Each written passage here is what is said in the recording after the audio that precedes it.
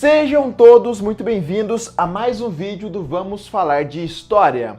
Se você é o tipo de pessoa que não está disposta a sair da sua zona de conforto, e se você é o tipo de pessoa que não está disposta a ver um ponto de vista diferente do teu, talvez esse vídeo não o agrade. Spartans!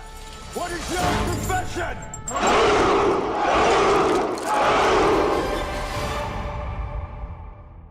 Nas escolas, na maioria das vezes, a história é narrada de uma forma completamente parcial. Existe uma diferença muito grande entre você ser imparcial e você ter um posicionamento. Eu posso apoiar um lado, mas eu tenho que mostrar para vocês os dois lados para que assim você possa tomar um partido, para que assim você possa se posicionar da maneira que você acha que deve se posicionar. Eu, como professor, se eu apoio uma ideologia política diferente da tua, independente disso, eu tenho que te mostrar os dois pontos de vista, o ponto negativo e o ponto positivo, independente do que eu apoio. Isso é ser uma pessoa imparcial. Nas escolas brasileiras foi ensinado que ditadura é algo exclusivo do governo militar, é algo exclusivo do governo de direita e é algo exclusivo de conservadores. Parece até mesmo que qualquer tipo de ditadura é vinculado somente aos militares, aos conservadores, aos governos de direita. Sempre quando falamos de ditadura, rapidamente vinculamos a isso. Mas a realidade é bem diferente. Hoje temos um grande exemplo de uma ditadura comunista, a Coreia do Norte, onde o ditador Kim Jong-un explora o seu povo para financiar suas armas. Uma guerra nuclear pode começar a qualquer momento e o principal responsável é um líder comunista. Se você achava que a perseguição sistemática contra os judeus durante a Segunda Guerra Mundial era algo exclusivo de Adolf Hitler, você está completamente enganado. Joseph Stalin também ordenou a morte de milhões de judeus, sistematicamente.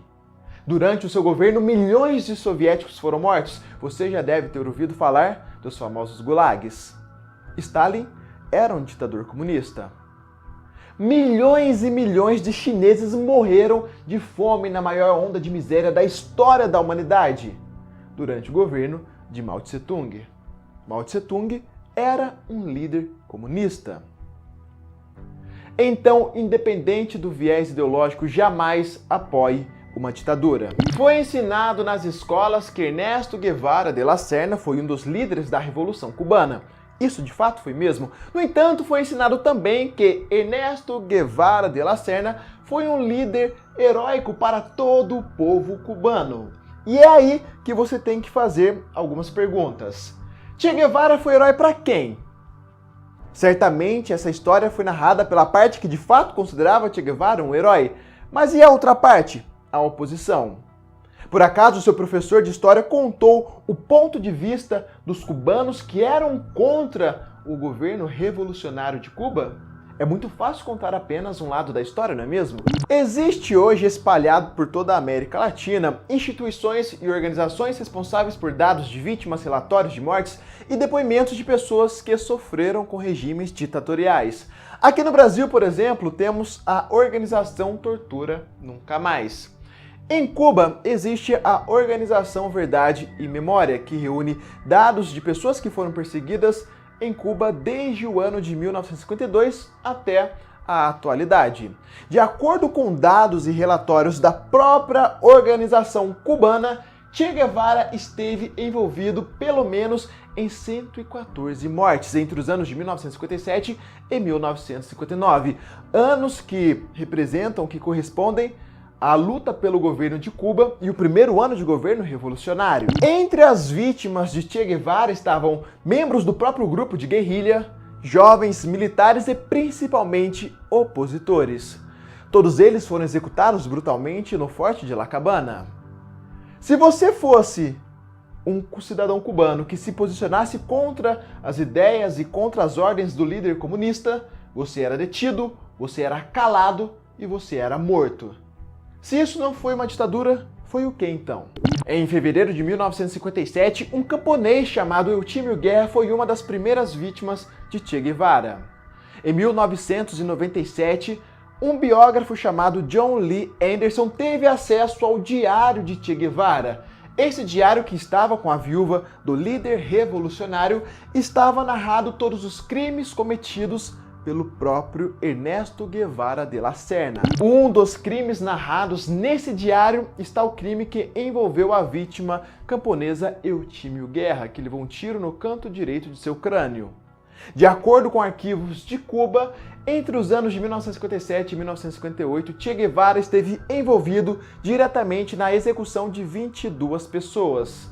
A maioria delas formavam o próprio grupo de guerrilha. Qual era o motivo, Felipe de Deus? Uns queriam abandonar o grupo de guerrilha, outros eram suspeitos de traição. E outros, como em qualquer regime ditatorial, foi por motivos desconhecidos. Em 1959, Che Guevara foi nomeado comandante do presídio do Forte de La Cabana e foi nomeado também chefe dos tribunais revolucionários. Eram enviados para esse presídio militares, políticos, anticomunistas, cidadãos que apresentavam algum tipo de resistência e principalmente opositores. De acordo com arquivos de Cuba, no presídio do Forte de La Cabana, durante o período em que Che Guevara esteve no comando, mais de 100 pessoas foram executadas. Um dos casos mais impactantes foi narrado por um dos sobreviventes, Pierre San-Martini.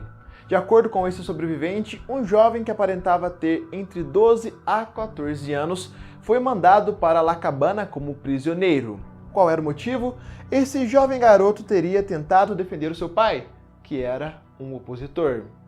Para o azar desse jovem garoto, quem estava no comando do Forte de La Cabana era Che Guevara, que ordenou que esse garoto, juntamente com outros 10 prisioneiros, fossem direcionados para o paredão de fuzilamento. E lá, ele levou um tiro na nuca.